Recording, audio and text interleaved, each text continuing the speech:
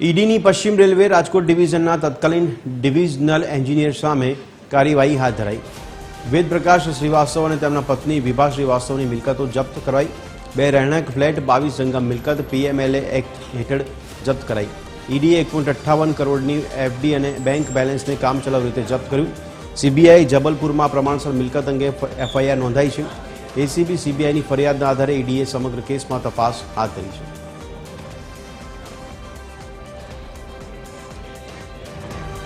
आज अंगे વધુ વિગત આપી રહ્યા છે અમારા સંવાદદાતા મૌલિક ઉપાધ્યાય। મૌલિક, જણાવશો કેટલી વિગતો પ્રકાશમાં આવી છે અને કયા કયા ડોક્યુમેન્ટ્સ હાથમાં લાગ્યા છે અને હજી શું કાર્યવાહી હાથ ધરાશે?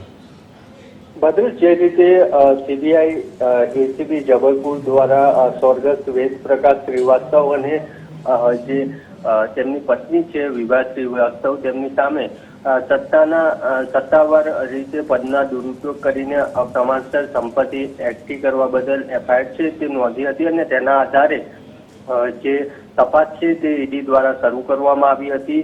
ઈડીની તપાસ દરમિયાન જે સ્વર્ગસ્થ વેદપ્રકાશ શ્રીવાસ્તવ છે તેમજ તેમની પત્ની છે વિભા શ્રીવાસ્તવ તેમના બે રહેણાંક ફ્લેટ અને 22 જેટલી જંગમ મિલકતો તેમજ 1.58 કરોડની ફિક્સ ડિપોઝિટ અને બેંક બેલેન્સ છે તે પીએમએલએ હેઠળ જપ્ત છે તે કરી છે। મહત્વનું છે કે વેદપ્રકાશ શ્રીવાસ્તવ છે તે રાજકોટ ડિવિઝનમાં પશ્ચિમ રેલવેમાં તેઓ તત્કાલીન ડિવિઝનલ એન્જિનિયર તરીકે ફરજ છે તે બજાવતા હતા। ઈડીની તપાસમાં સામે એ પણ આવ્યું છે કે ભ્રષ્ટાચાર દ્વારા જે રોકડ મળી હતી બિનહિસાબી તેને બેન્કિંગ સિસ્ટમથી બહાર રાખવામાં આવી હતી અને તેનો ઉપયોગ છે તે દૈનિક ખર્ચ માટે જ કરવામાં આવતો હતો। સાથે સાથે આ જે રકમ છે તે ગુનાની રકમનો ઉપયોગ છે તે પરિવારના સભ્યોના નામે રાખવામાં આવેલ બેંક ખાતાઓ છે તેમાં જમા કરવામાં આવી હતી।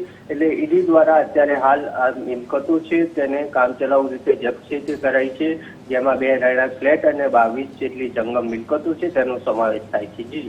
જી મૌલિક, ધન્યવાદ સમગ્ર માહિતી આપવા બદલ।